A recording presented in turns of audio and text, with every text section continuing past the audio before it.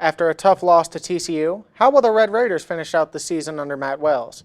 Can the NFL continue their protocols even with so many people testing positive? How will Tech students transition from the fall to spring sports? And did the Pac-12 hold up their expectations as they started their season last week? Find out next. MCTV Sports 101 starts now.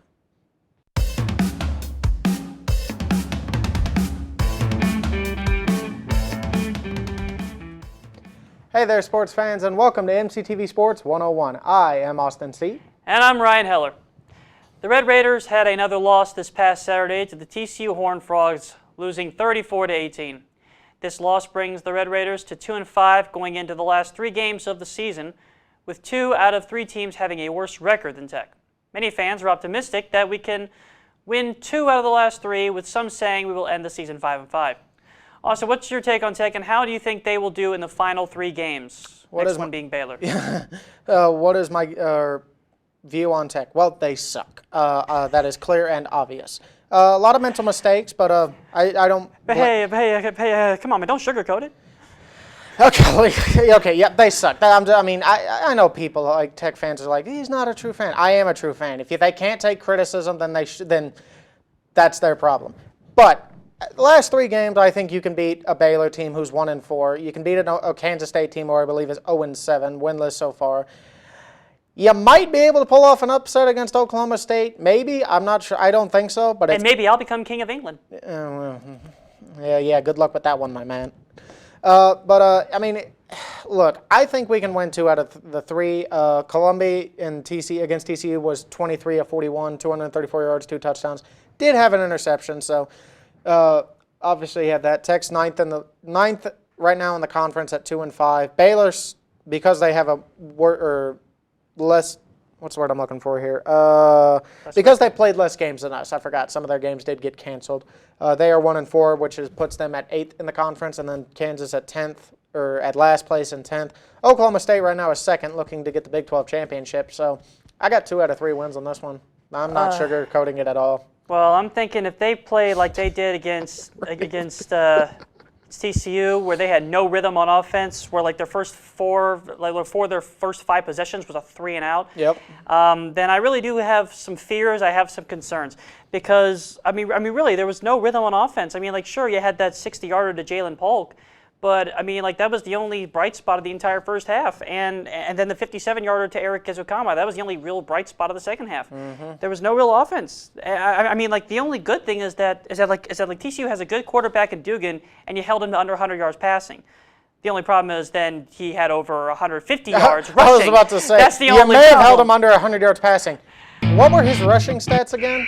154 yards and 3 rushing touchdowns. Yeah. That's a running back's number. That is a running back's biggest dream, and it happened to a quarterback. Yeah. Look, shall we move on, Ryan, or shall we? I mean, look.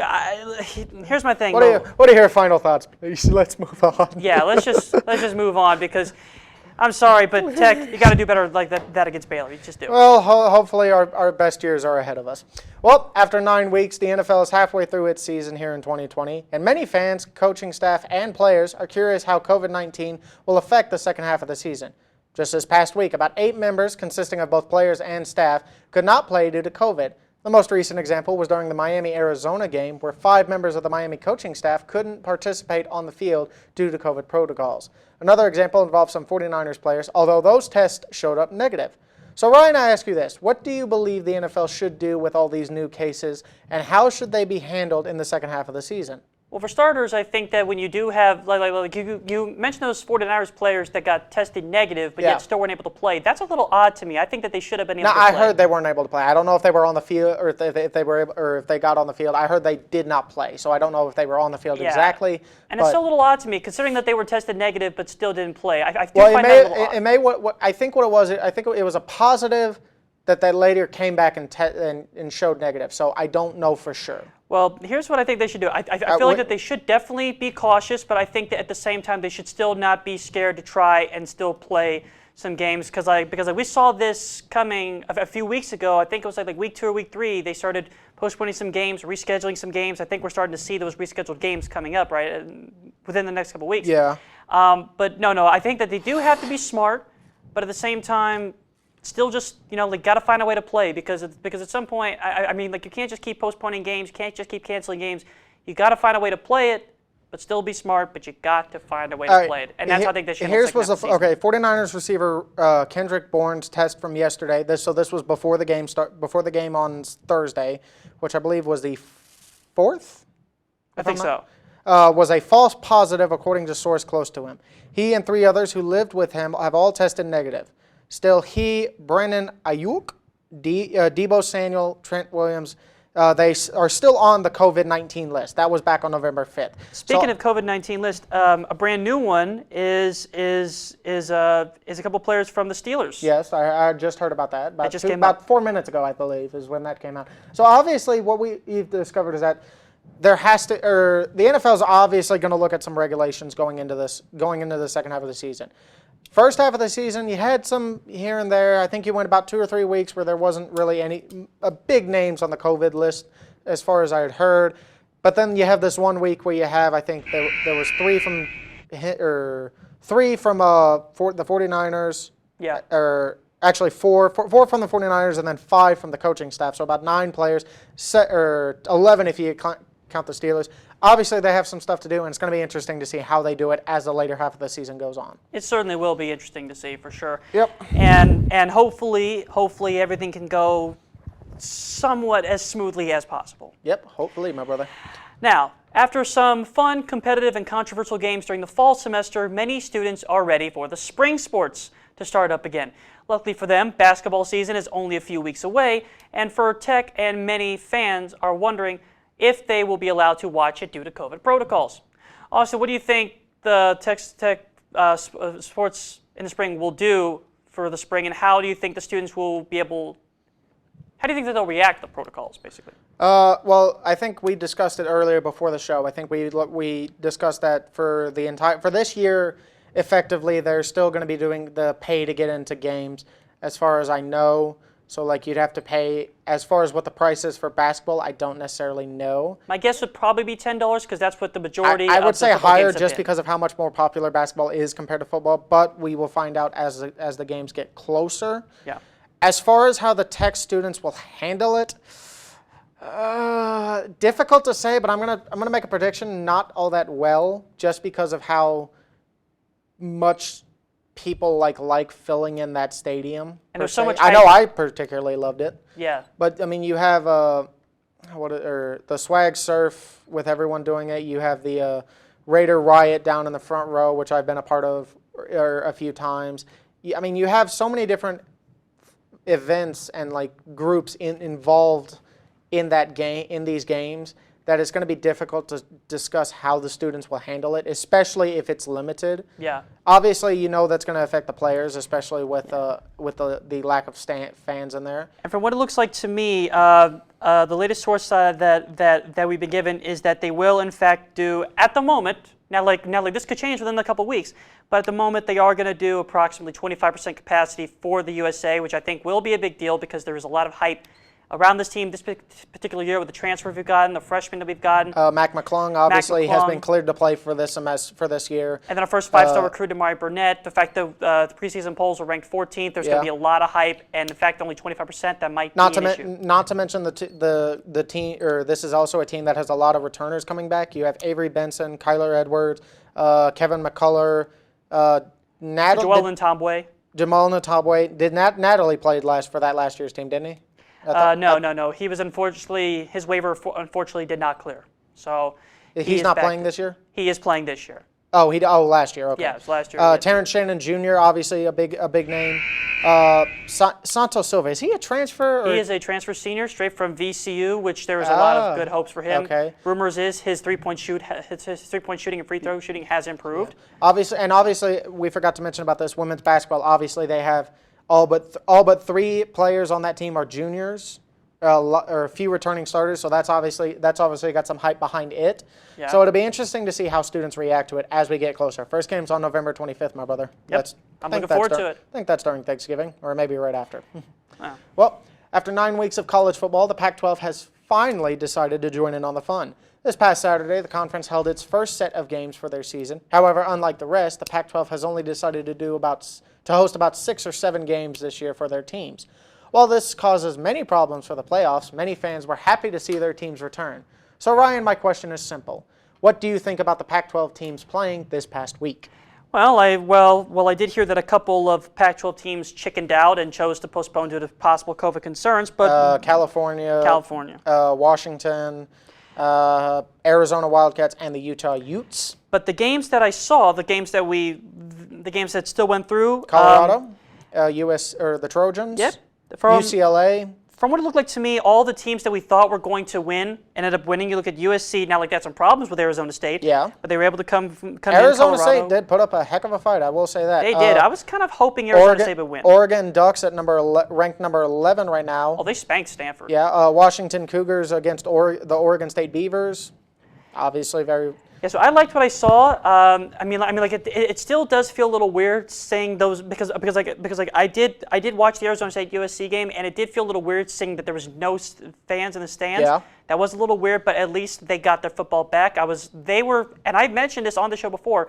This was the conference I was most worried about starting the football. About them not playing in the football. This is the conference I was most worried about, and from the looks of it, they seem to be on track to doing very well. I don't think they're going to have a team in the college playoffs, but they look to be on track to still having good teams and good seasons. Yeah, I think it's going to be an interesting season. And as far as college football playoff implications, I don't see a Pac-12 team getting in just with and you can correct me if I'm wrong, but I believe it's a 6-game slot for the Pac-12. I don't see them getting into the playoffs, even if, say, Oregon or even USC goes undefeated. Yeah. Maybe Washington State if they go undefeated. So I think playoff-wise, it's going to be between the Big 12, the SEC, and the ACC. Yeah.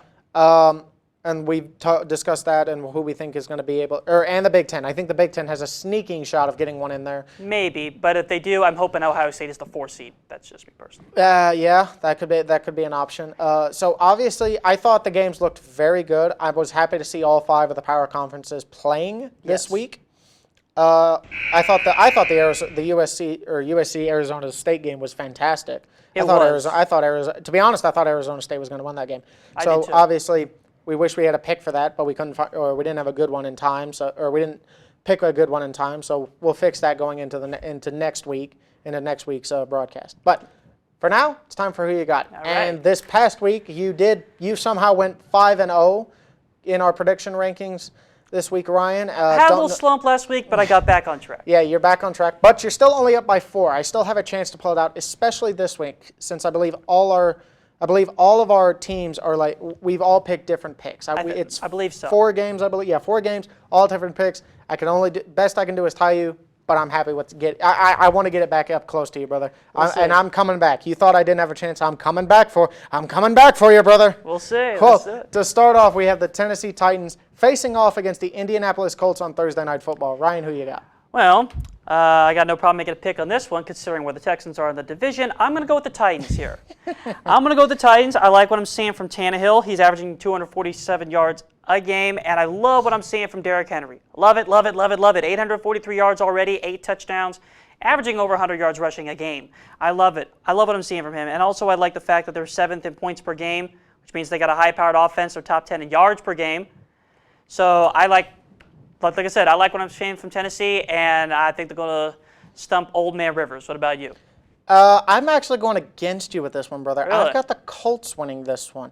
Obviously, you got their kicker, who I believe is has the most points. It's either in fantasy or in the league right now. Which is crazy. Blankenship, which is fantastic. Phillip Rivers looks to be doing better here with the Colts organization than he ever did with the Chargers organization. That's my personal opinion. I'm loving what I'm seeing from Jonathan Taylor. Love what I'm seeing from Zach Pascal. I got the Colts winning this one under the Thursday night lights. All right, this is going to be an interesting game because I don't know the winner. I think it's going to be a shootout more than it's going to be a stop because the winner of this game football. has a better chance to win the AFC South. Well, yeah, yes, but right now Indianapolis is only behind by 1 at 5-3. Tennessee's at 6-2. This is going to be a good one. It is. Now up next we have an MLS matchup: the New England Revolution versus the Montreal Impact for a Friday night playoff matchup. Austin, who you got? Let me have a look here. I've got Montreal for this one. Okay. It was a very tough call. I almost called it a draw, but I wanted to call it a draw, but playoff implications. Playoffs, no draw. So I had to pick, I went with one. I went with the Montreal Impact for this week. I like it was a close matchup-wise. They both had similar win-loss records. They both had 3 losses. But the difference for me was the New England Revolution had a draw against Nashville back on October 23rd, whereas Montreal, obviously, they lost to Nashville, but they had a win against DC United and then Inter Miami CF. So obviously 2 more wins compared to New England Revolution's 1. I have the impact on this one. Yeah, for me, I'm gonna go with the Revolution. I like that because yes, they had those losses. The Revolution, they were still in it in each games. You look at their losses 2-1, 1-0, and then their draw 1-1. They didn't win, but they played. They fought hard. They competed. Mm-hmm. So I like what I see from them, and I like Matt Turner, 71 saves on the year. Teal Burnbury, I believe that's his name pronounced right, with 8 goals. I like him. I think they're going to move on to the next round. Well, it's going to be an interesting matchup. We obviously, playoff soccer is obviously going to be fun here in the MLS. Well, on Saturday, we have a Big Ten matchup between Wisconsin versus Michigan. Ryan, who you got? I'm going to go with, let's see, I'm going to go with, I think, the Badgers here. I'm going to go with the Badgers. I'm going to go with Wisconsin. I like Graham. Look, I know they didn't have much competition against Illinois, but they still beat the absolute stunning out of them because I like what Graham Mertz did against them, 248 yards, 5 touchdowns. And also I like their running back, Garrett Groshek, 70 yards on the game. So, yeah. Now, do I think that Wisconsin do I think that this win will put them in the top 10? I don't think so. But I think that they got a shot, and I don't know, man. I just don't trust John Harbaugh. I don't. Yeah, that's one way of putting at it. How about you? I got Michigan on this one. I trust John Harbaugh enough to get the win to get a win here. I believe they lost last week to Michigan State. It's weird seeing him. He's been with Michigan for what, six weeks now? Yeah, or 6 years. 6 weeks. 6 years now. So obviously, I got Michigan on this one. It still feels weird seeing him out of the NFL. It is, but I feel like he's better here. I feel like he's more at home here than what he was with the 49ers. Beat it. He did take them to a Super Bowl, but I feel like the college scene is where he's going to shine in my personal opinion. So. Well, I got Michigan on this one. That's one reason why I picked Wisconsin, because he's not very good at facing those top 10, 15 teams. But it is. I mean, it's Michigan. It's Big Ten football. It's going to be close no matter how we look at it. So. True. Very true. Well, finally to finish it off, we have a Premier League matchup between Leicester City against Liverpool. Austin, I know I misspelled that. I know I did, but who you got? I hope you are watching this because now I'm not the one messing it up. I'll give you. It's actually easier to say than you think. It's Leicester City. It's Leicester City. Yeah. So basically, think of the C as an S. Leicester City. But I've got Liverpool on this one. Their last 5 previous matchups, Liverpool has either won or draw them. So obviously, and Liverpool being number 3, I think they've had their past 5 games, 4 wins to the 1 draw. I love what I'm seeing from them. They're only down a few points. Yes, it's still somewhat early in the season. Season won't be over until like April, May. But I've got Liverpool winning this matchup. For those of you who don't know, this is a 1v3 matchup to make it a little bit easier for you. So. True. But look. To me, I got Leicester City, or as what I like to call LC. So that's one way of looking at it. See, I like that they've won their last 5 games, and not just that. They've only allowed 2 goals in their last 5 games. Here's the last 5 games. 1-0, 2-1, 4-1, 4-0, 1-0. Yeah. 2 goals allowed. I like that they're 3rd in goals for. They lead in goals against. They're 6th in saves, mostly because of that goalie. But yeah, so I like Leicester City in this one. I think I think it's gonna be too much for Liverpool. It'll be interesting. Well, here's their last 5 matchups, scoring-wise against Liverpool. Back in December 26th or December 30th, 2017, Liverpool 2-1. September 1st, 2018, Liverpool 2-1. January 30th, 2019, it was a draw, 1-1. October 5th, 2-1 Liverpool. And then this most recent one, December 26th, 4-0 Liverpool. So, just saying, I think Liverpool keeps the streak up and doesn't let Leicester City may be at the top of the table now, but I don't think they'll be there for long. All right. Well, that's our show for this week's edition of MCTV Sports 101. Join us next week for the latest big name stories in sports. I am Austin C. And I'm Ryan Heller. We will see you next time. Why do you keep hitting the camera? This time I aimed away from it. I don't know what happened. What did the camera do to you? Like, seriously. You don't want to know.